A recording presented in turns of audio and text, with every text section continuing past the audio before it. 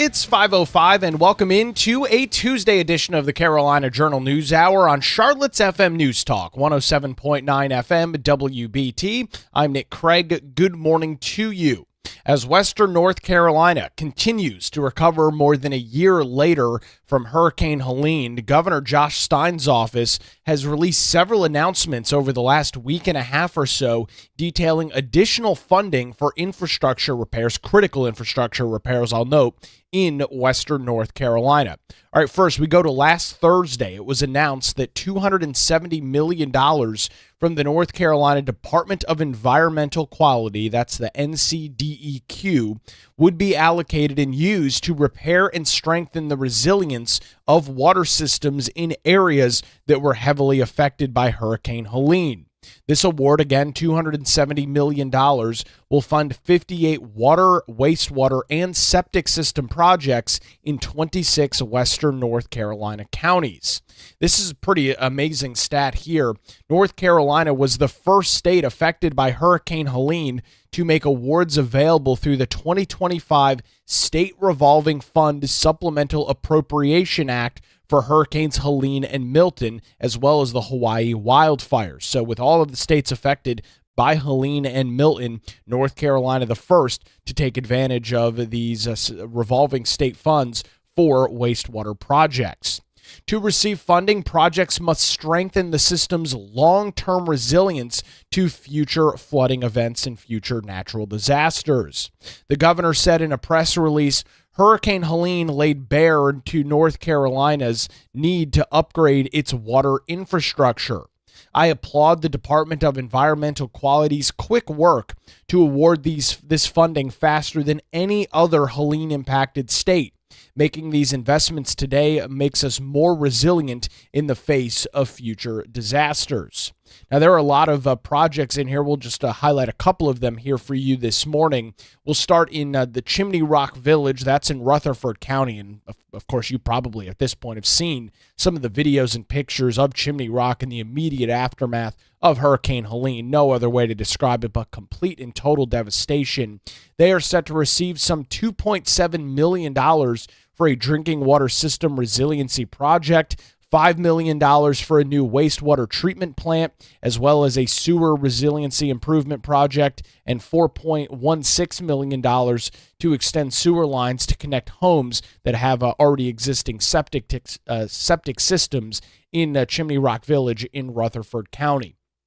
Another example, Old Fort, that is in McDowell County. They are set to receive $10 million for a drinking water system project and $5 million for a sewer system resiliency project as well. Burnsville, which is in Yancey County, they're set to receive some $8.2 million for drinking water supply and distribution improvements, as well as $4.8 million for some sewer line upgrades there as well. We have got a full list of projects, one of which includes more than 300 septic systems that were damaged or failed by Hurricane Helene and a whole bunch of counties in Western North Carolina. We've got the full list of projects this morning over on our website, carolinajournal.com. Applications for federal Helene funds through that program that North Carolina took advantage of were made available through the 2025 American Relief Act for Western North Carolina towns that have experienced Helene damage and will continue to be available through the Department of Environmental Quality's Division of Water Infrastructure through March the 2nd of 2026. In addition to those ongoing Hurricane Helene funds, the state's Water Infrastructure Authority has awarded $9 million for projects to inventory and replace lead service lines, as well as an additional $750,000 for projects to finance the repair and replacement of septic systems in 2 counties under the Clean Water State Revolving Pilot Program. This brings us to a Monday where the governor announced an additional $50 million in grants to support local governments in Western North Carolina as their recovery efforts continue to repair, renovate, or replace storm damage infrastructure. The Helene Local Government Capital Grant Program was established earlier this year following the General Assembly's provision of nearly $50 million in state funds to local governments in so-called FEMA-designated disaster areas. Projects eligible for recently announced programs were either ineligible or denied FEMA public assistance reimbursement, with priorities being given to populations in western North Carolina with under $300,000. The governor said in a press release on Monday, local governments are on the front lines of Hurricane Helene response and recovery, strengthening their communities and keeping people safe. These grants will help local governments repair or replace critical infrastructure that they lost, restoring Helene-impacted towns and rebuilding them stronger. The program received applications from more than twice the amount of available funding, according to the state budget director and Kristen Walker, still indicating a great need for many communities in that area. And finally, the state is also accepting applications for new disaster recovery programs to repair or rebuild small rental properties in western North Carolina that were damaged or destroyed by Hurricane Helene. The Small Rental Rehabilitation Program is the second WNC recovery initiative to be offered by the North Carolina Department of Commerce. The program is specifically targeting owners of 1 to 4 rental units per property that were damaged by the storm. Property owners must agree to provide affordable rent for a 10-year period following the program's construction to be considered for assistance. Once again, the governor commenting, saying Helene caused significant damage to rental homes in western North Carolina. Today, I am excited to announce the launch of WNC's second housing program targeting small rental properties and focusing on creating affordable rental units for low to moderate income families recovering from Hurricane Helene. We've got additional coverage on all of these stories this morning, including the massive $270 million worth of monies from NCDEQ for water and wastewater and septic projects in western North Carolina. Some additional money from state grants, $50 million to small governments, and the rental rehabilitation program. All of those details over on our website this morning, carolinajournal.com. That story's headline, Stein announces hundreds of millions for infrastructure projects in WNC. It's now 5:13 on the Carolina Journal News Hour. Charlotte's FM News Talk, 107.9 FM, WBT. We'll head on over to the traffic center on your early and chilly Tuesday morning commute. We'll get a look at the roadways with Boomer Von Cannon. Hey, thank you, Nick. Good Tuesday.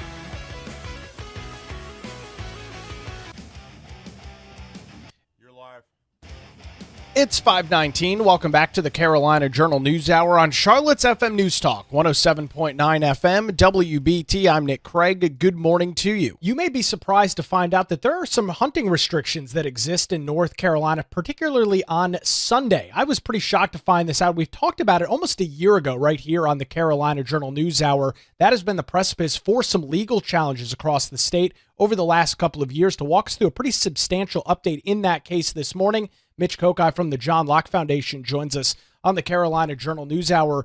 Mitch, before we get into this most recent legal challenge and update, walk us through some of these restrictions that, unless you're an avid hunter in North Carolina, you're probably not even aware of. Well, if you're an avid hunter, you know just what the rules are. But if you aren't an avid hunter, you might not know when is hunting allowed, when is hunting not allowed. Now, there are certain hunting seasons. But one thing that was very clear up through 2017 was you couldn't hunt in North Carolina on Sundays using a gun.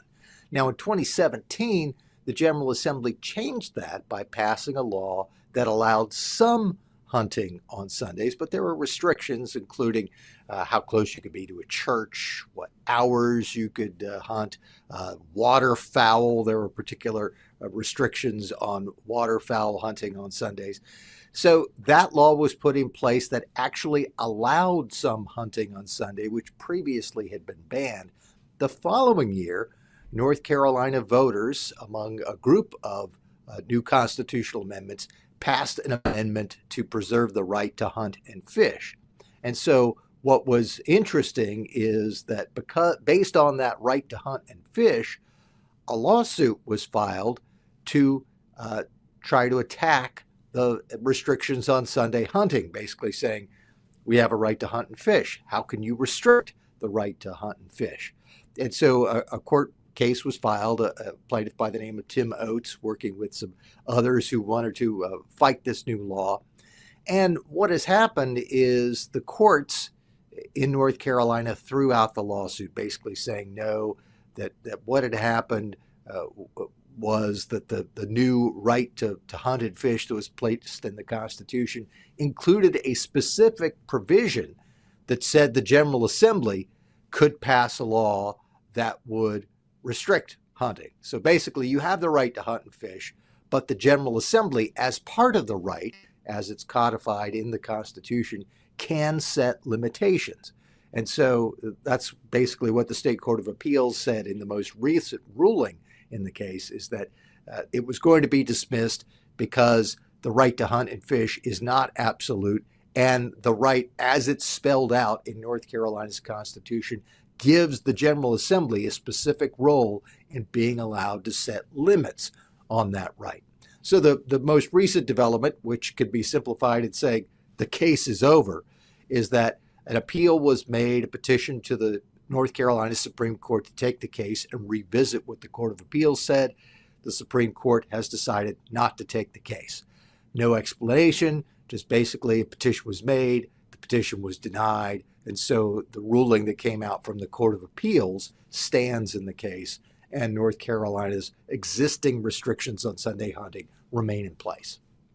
Mitch, we've talked about a lot of other legal stories over the last 6, 8, even 10 months or so, and we've often talked about kind of the ladders and the way in which you progress in a variety of legal challenges. Here in North Carolina, of course, we stop at the top there with the state's highest court. Is there an ability for this case to jump into the federal court system, or because we're dealing with state law and the state constitution, is it solely limited here in North Carolina? Is there any recourse here for Mr. Oates and some of these other challengers? I don't think so, because we are talking, as you mentioned, about the state law and the state constitution. The only way that this could rise into being a federal court case is if somehow Tim Oates and the folks that he's working with could say that there was some sort of federal constitutional right that had been violated by these state restrictions. They've not made that argument anywhere along the line. And so my guess is not only would it not be the case that you couldn't take this case and try to move it up in a federal court, you would probably have to file a new lawsuit claiming that there was in federal court, claiming that there was some sort of federal violation of a federal constitutional right, and you might run up into some sort of problem with the statute of limitations. Now, my guess is that the way you'd get around that is that you would have to have someone who wants to violate the law by hunting on Sunday outside of the areas that are permitted at this point, get charged with it, and then go forward with your federal lawsuit saying my federal constitutional right to X has been violated, but I don't know what that federal constitutional right is.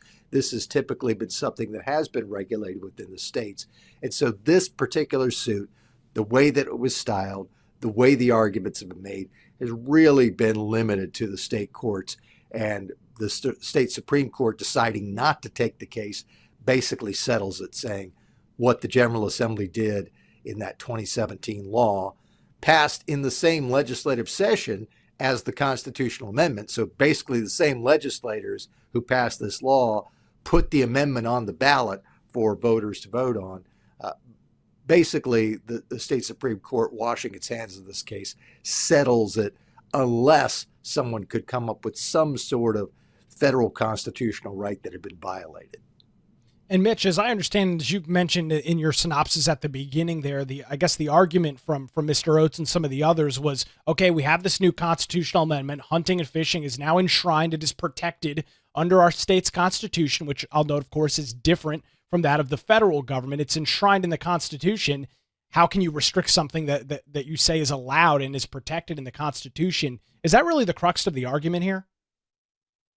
That is the crux of the argument. Basically, the idea being that the voters of North Carolina, voted to say that we have this right to hunt and fish. It is now codified into our North Carolina Constitution. And so there's nothing that the General Assembly could be able to do that would infringe upon that right.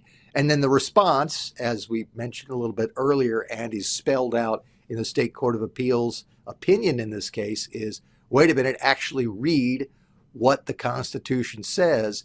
And the Constitution in and of itself gives a role to the General Assembly to be able to place limitations on the right to hunt and fish. This isn't like the earlier rights that are spelled out in the Declaration of Rights that say you have the right to life, liberty, the enjoyment of the fruits of your own labor, and the pursuit of happiness, which are fairly short. This is a little lengthier constitutional provision that says you have the right to hunt and fish, but then one of the things that it also says is the General Assembly can write laws that would limit this right to hunt and fish. It says that in the Constitution. It's not someone interpreting this.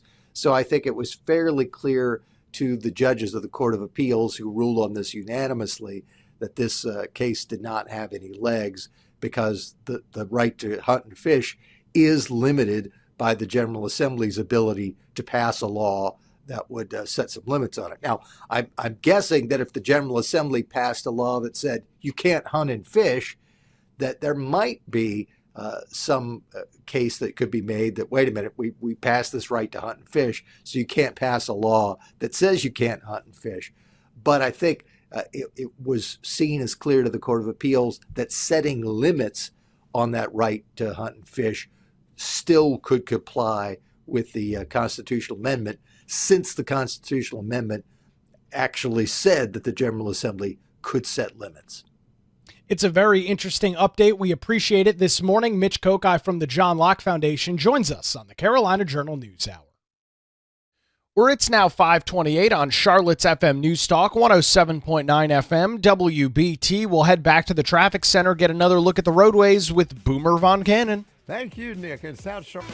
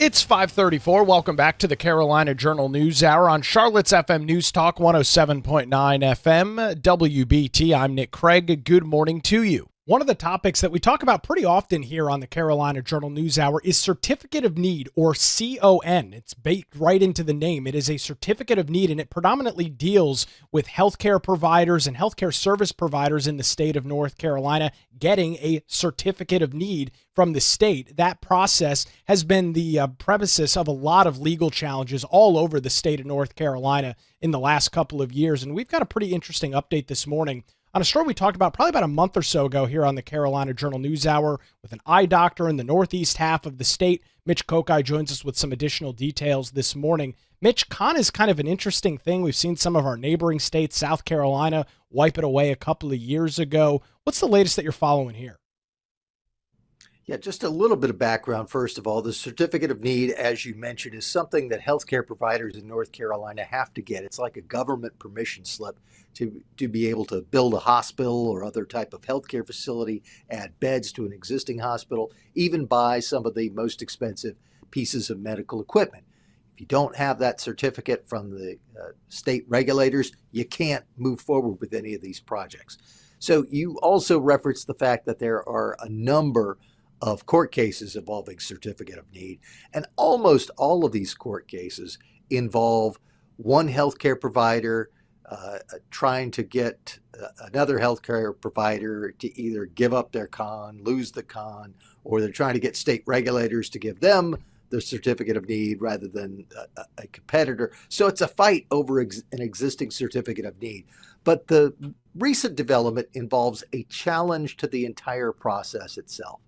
Dr. Jay Singleton, who is an ophthalmologist, works in New Bern, says the certificate of need law violates his state constitutional rights because it prevents him from performing most eye surgeries in his Singleton Vision Center in New Bern. He can perform occasional surgeries there, but in most cases, he has to turn his patients over to Carolina East, a nearby hospital that has the region's only certificate of need, and that leads to additional hassle for his patients and a much higher expense. For cataract surgeries, he says he could perform them for about $1,800. The facility fee alone at Carolina East is 3 times as much. Wow. And so the idea behind this lawsuit that was initially filed in 2020 was that the Dr. Singleton's challenging the certificate of need law as unconstitutional, as violating the monopolies clause, the emoluments clause of the state constitution, the right to the fruits of your own labor, the law of the land clause. Basically, it's a major constitutional challenge. This case got all the way up to the North Carolina Supreme Court, which in October of 2024 said that Dr. Singleton could move forward with this case. He could go back to the starting line. Lower courts had thrown the case out. He went all the way up to the state Supreme Court, which said no, he can move forward with this case. So the case went back to the trial court, and at the trial court level, it moved from a single judge to a 3-judge panel because the state Supreme Court said that while this was filed as an as-applied constitutional challenge, meaning that it really was designed only to apply to Dr. Singleton and the circumstances of his case, that if he won, it would actually help throw out the entire CON law, which makes it a facial constitutional challenge, and that a 3-judge panel has to hear a facial constitutional challenge. So the 3-judge panel got the case, heard oral arguments in the middle of November, and then a little bit less than a month later came out with its ruling completely against Dr. Singleton and in favor of the Department of Health and Human Services, saying that the CON law is constitutional and that Dr. Singleton's case should be thrown out. So a major setback in this effort to get rid of the CON law. But we already know, thanks to Dr. Singleton's lawyer, Joshua Wyndham of the Institute for Justice, there is going to be an appeal. And Josh Wyndham says, we expect to go back to the state Supreme Court, and we hope the state Supreme Court will look on this law with skepticism. It's important to note North Carolina had an earlier certificate of need law that was passed in the 1970s that got thrown out by the state Supreme Court, also in the early 1970s. And a few years after that, the General Assembly passed a new con law with some new provisions. And basically, the attack on this current certificate of need law says that it's not substantially different from the earlier law that the state Supreme Court already threw out. And so the state Supreme Court should throw this one out as well. Mitch, was there anything in particular that you picked out of the opinion from that 3-judge panel that heard this case a little over a month ago that really kind of stuck out on the paper to you? I mean, again, these debates over con and the overall argument, should we have con, should we not have con? This is not a new conversation by any stretch here in North Carolina. Anything that jumped out at you? Well, one thing that jumps out, and you just alluded to it, and the last thing you said was there's been debate about whether we should have con or not have con, and some people might say, is that something for the General Assembly to decide? And that actually would be the easiest, most efficient way to get rid of certificate of need is for the General Assembly to decide we don't need it. It is counterproductive. It is hurtful in terms of healthcare access and healthcare prices. And it's something that we know the state Senate wants to get rid of. That was part of the state Senate's budget. The state House not as interested in that idea. And the House and Senate, of course, did not come up with a final budget plan. So we didn't see that issue resolved in the General Assembly. But that would be the best way to go about it. As for what the Superior Court panel said in this case, I think what stands out is that the defense of the con law from the Department of Health and Human Services is, look, this is something that the General Assembly decided that North Carolina needed to do, and it's not up to the courts to second guess the General Assembly's decision to do this. They came up with a law, they came up with some justifications for it, saying that it was going to help with healthcare access and help with healthcare prices, and the courts shouldn't step in and say the General Assembly got it wrong. They should just say the General Assembly found it reasonably necessary to do this, and so that law should stand. And I think that's really what convinced the court on this. There's also an opinion that came out in 2010 from the State Court of Appeals that upheld the current con law. It's the only appellate ruling that has dealt with the current certificate of need law, and that case did uphold the law, and I think that weighed heavily on the decision that came out from the 3-judge panel. Mitch, as you already mentioned, there is going to be an appeal in this case. We'll keep an eye on that process as it unfolds. A story and a legal challenge like this is not a fast-moving one, so it could be months, if not years, before we get to the next significant milestone in that.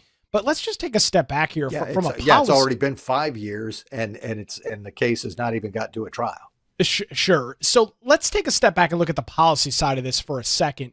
This discussion over certificate of need, and as you just kind of mentioned, is prohibitive and causes major price increases, as even the doctor noted 3 times just to get into the facility in the nearby hospital compared to what he can offer. North Carolina is consistently ranked, Mitch, very close to the top, if not at the top of the list, as the most expensive state for healthcare in the country. It's pretty hard to argue that a lot of that cannot be contributed directly to certificate of need. Yeah, you don't know how much of North Carolina's high healthcare costs are due to certificate of need. There are other factors that are involved. One of them is another thing that's been a frequent source of debate, and that is allowing advanced practice nurses to practice to the full limit of their training rather than having to tie them to a doctor. There's also been the limitations on telehealth over the years. So there are a number of things that are contributing to it, but certainly certificate of need plays a role as well, because if you opened up a lot of the healthcare sector to market forces, allowed people to buy an MRI machine, open up a particular clinic, you would see a lot more healthcare supply. And once you see more healthcare supply, that's going to help deal with the demand and bring prices down. I mean, one of the things that almost everyone who has dealt with this issue, who knows anything about economics, will say, this argument about certificate of need and the justification for it doesn't seem to make sense. It doesn't seem to be tied very well with economics. In fact, one of the judges who just upheld the law during the oral arguments on this said, doesn't that fly in the face of basic economics, that when you reduce the supply in this way, prices are going to go up, not go down? And basically the response for the DHHS was, the lawyer for the DHHS was, well, the General Assembly thought when it passed this law that it was going to have this effect, and it's not for the courts to step in and say the General Assembly got it wrong. The General Assembly had its basis, had a reasonable basis, and that's why the law should stand. But certainly, you would have to attribute at least some of North Carolina's high healthcare costs to having not only certificate of need, but one of the most rigid and stringent certificate of need regimes of any of the states that have them. And Mitch, just to round this up, one of the arguments that is often made on why certificate of need is needed here in the state of North Carolina and why it's beneficial is that it protects the healthcare companies. It protects these healthcare providers, and they would even argue it would protect eye doctors like the doctor that we're talking about in the New Bern area, so that they don't purchase, everybody doesn't purchase the same amount of equipment. There's not enough patients to go around. Now you've got a $2.5 million piece of equipment sitting away in a corner with no patients. We don't seemingly handle any other portion of our state economy like that, but we do with healthcare. That doesn't seem to add up, I think, for a lot of people. Yeah, thankfully, we don't do that with other parts of the economy. Imagine if we had a certificate of need for grocery stores or for auto repair shops or things of that sort. People would never be able to get any of those things.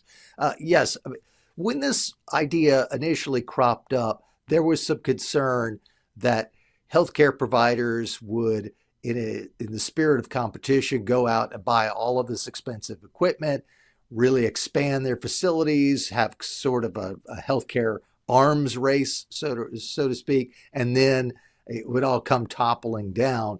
But fairly early on, the federal government, which forced all of the states to come up with some sort of certificate of need regime, fairly early on, the federal government realized that didn't make sense. The Reagan era departments who were in charge of this said, no, this doesn't make sense. Let's get rid of it. We aren't going to require the states to have it. And since that's happened, more than a dozen states, I think it may be up to 15 or so, have gotten rid of certificate of need, and it hasn't killed healthcare in their states. If you look at it, it probably has helped because it's boosted supply, probably lowered cost, increased access. But one of the main arguments that you hear now, that's not a philosophical argument, but more of a practical argument, is that the certificate of need law helps hospitals because it keeps other providers from cherry picking the types of business that are going to generate money.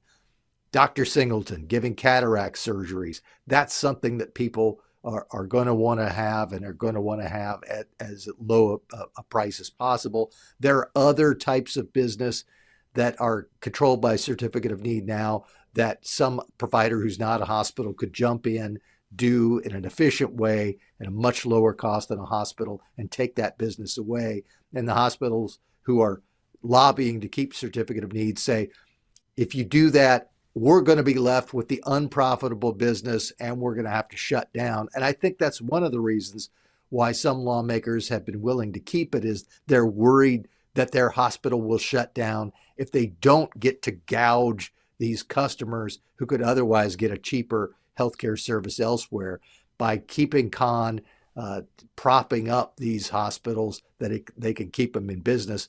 But some research has shown that whether or not you have a con law doesn't seem to have any impact on whether a hospital stays open or not. This has just been sort of a red herring thrown out there to keep the con law on the books when it would be helpful for everyone to get rid of it. It's great information and insight this morning. You can read more about certificate of need. We've got a lot of stories this morning on that over on our website, carolinajournal.com. Mitch Kokai from the John Locke Foundation joins us on the Carolina Journal News Hour, where it's now 5:49 on Charlotte's FM News Talk, 107.9 FM, WBT. Another look at the roadways with Boomer Von Cannon. Hey, thank you, Nick. In South.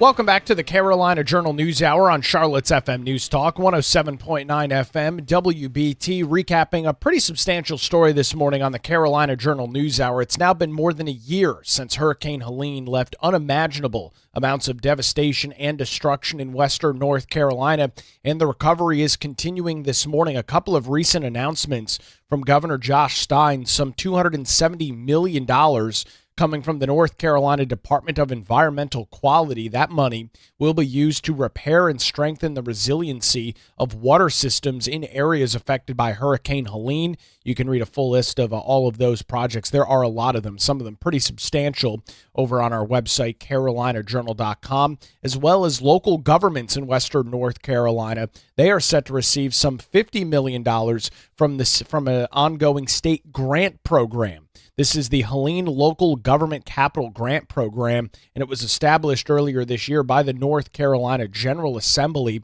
to help local governments in western North Carolina begin picking up the pieces and get their finances back in line. As you can imagine, many of them had to expense way more than they were expecting with the devastation of Helene. And finally, for those that are that are rental owners, small business rental owners in western North Carolina, a new program set up by the group called WNC is helping some of those property owners in western North Carolina as well, to see if you are eligible for that and to check out all of the other ongoing relief efforts in western North Carolina. Head on over to our website this morning, carolinajournal.com. That story's headline: Stein announces hundreds of millions for infrastructure projects in western North Carolina. That's going to do it for a Tuesday edition of the Carolina Journal News Hour. WBT News is next, followed by Good Morning BT. We're back with you tomorrow morning right here on Charlotte's FM News Talk, 107.9 FM, WBT.